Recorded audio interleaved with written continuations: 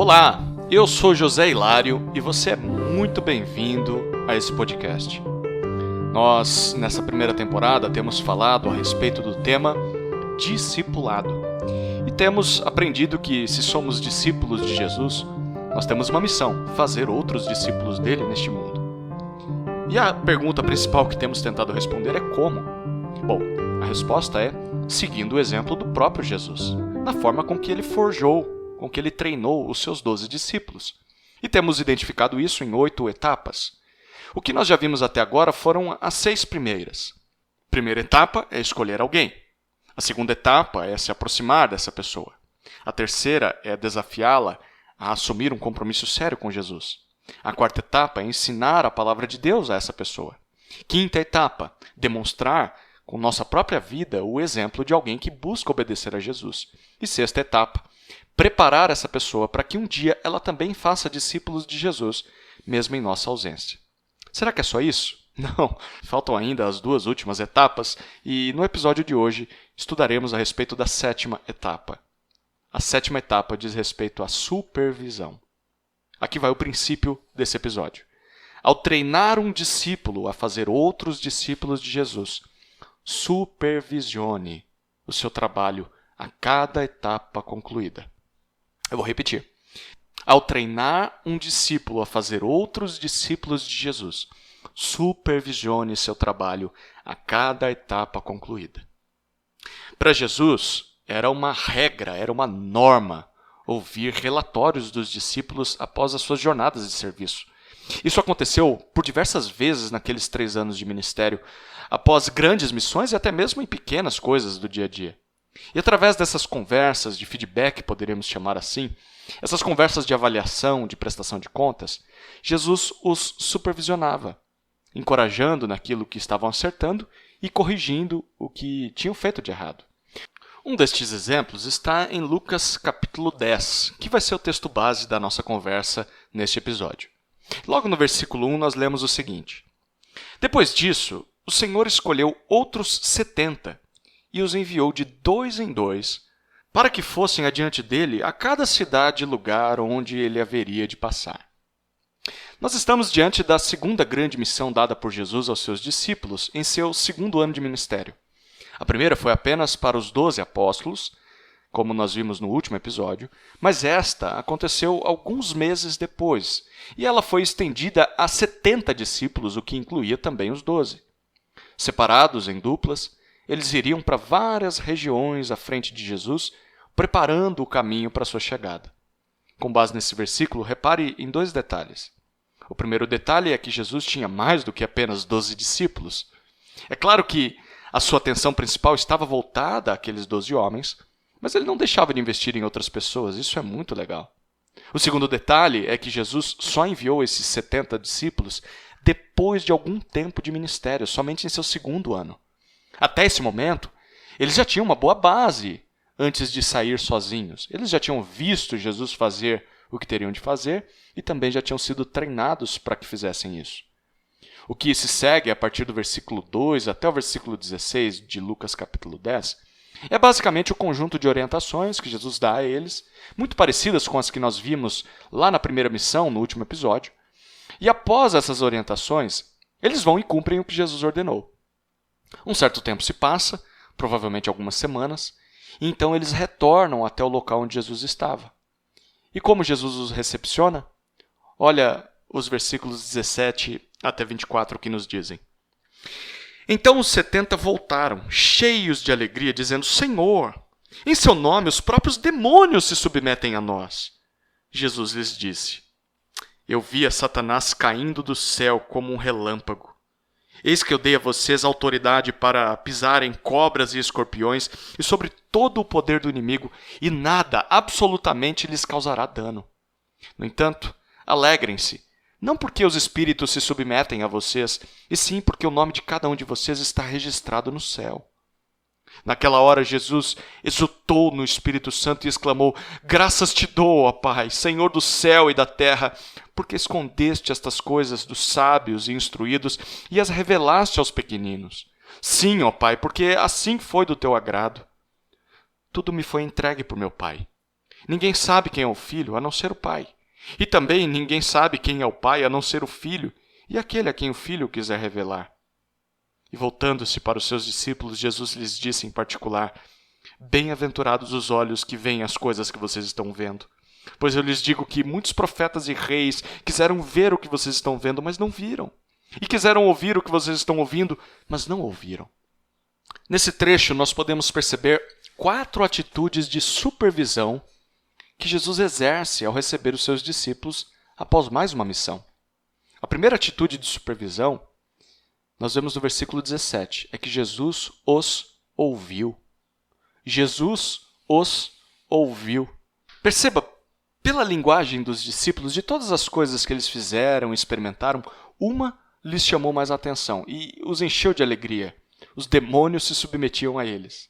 Deixa eu dizer, normalmente quando a gente recebe um discípulo no retorno de uma de suas primeiras missões, ele começou a discipular alguém, provavelmente ele vai começar falando daquilo que para ele é o mais importante e aquilo que mais o alegra. E o que nós devemos fazer, conforme Jesus? Nós devemos ouvir. Antes de perguntar, antes de sugerir algo, antes de afirmar alguma coisa, simplesmente ouça. Ouça o seu discípulo. Eu já disse isso em episódios anteriores.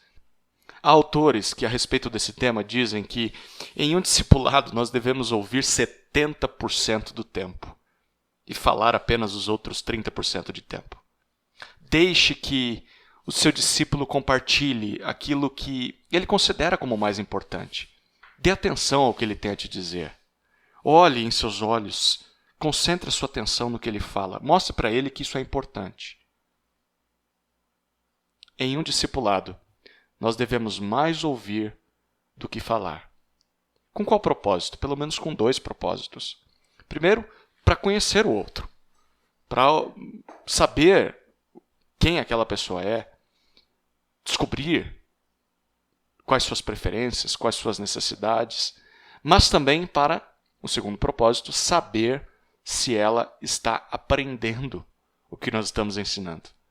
Portanto, ouça o seu discípulo. Mas também, temos a segunda atitude de supervisão de Jesus aqui, precisamos nos lembrar que Jesus os corrigiu. Você reparou isso? Nos versículos 18 a 20, Jesus corrige aqueles discípulos. Eles estavam felizes porque os demônios se submetiam a eles, lembra? Isso não era mentira. E não era errado estar animado por causa disso. Eu acho que nós também ficaremos muito felizes no lugar deles. Porém, Jesus quer que eles se alegrem pelo que é mais importante do que isso.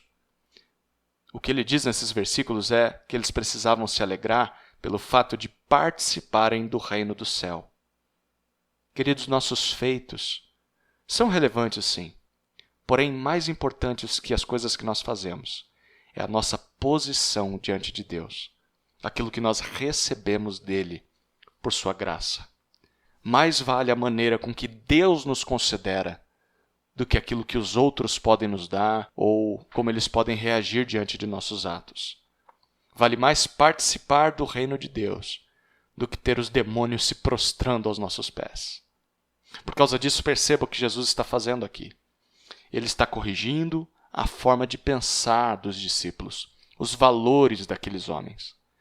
Depois de ouvir a quem você está treinando, mostre para essa pessoa o que é mais importante aos olhos de Deus. Isso porque não há discipulado sem correção. Lembre-se disso, um bom discipulador é alguém que é um bom discípulo. Logo, tanto você quanto a quem você está investindo precisam estar prontos a corrigir, mas também a serem corrigidos, e valorizar essa exortação. A correção nos torna melhores discípulos de Jesus. Portanto, corrija. Mas também se lembre da terceira atitude de supervisão de Jesus, que é o que lemos nos versículos 21 e 22.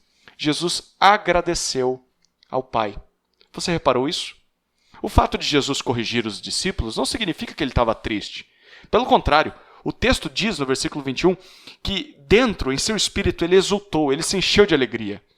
E isso o levou a orar ao Pai, agradecendo, porque aqueles homens tinham sido escolhidos para conhecer e pregar as verdades do Evangelho, as verdades do reino de Deus. De fato, Deus se alegra em envergonhar e humilhar os arrogantes, que se acham poderosos nessa terra E Deus se alegra em revelar-se a pessoas simples, pequenas, humildes. Quanto mais consciente de suas limitações alguém for, mais grata a Deus essa pessoa será, por Deus ter escolhido ela. E, obviamente, mais essa pessoa dará valor ao Evangelho e à missão de fazer discípulos. Portanto, ao perceber que aquele a quem você treina para fazer discípulos está se esforçando para obedecer a Deus, apesar de suas falhas, se alegre e agradeça ao Pai. Se aquela pessoa está reagindo positivamente ao seu investimento, é porque Deus está agindo na vida dela. Então louve ao Senhor por essa pessoa. Agradeça ao Pai pelo trabalho dele na vida daquele discípulo. E observe que Jesus, ao orar, ele orou dessa forma na frente dos discípulos em voz alta. Você pode agradecer a Deus pela vida daquele discípulo e pela obra de Deus na vida dele, também como Jesus, orando na frente dele, para que ele também saiba que você é grato a Deus pela vida dele.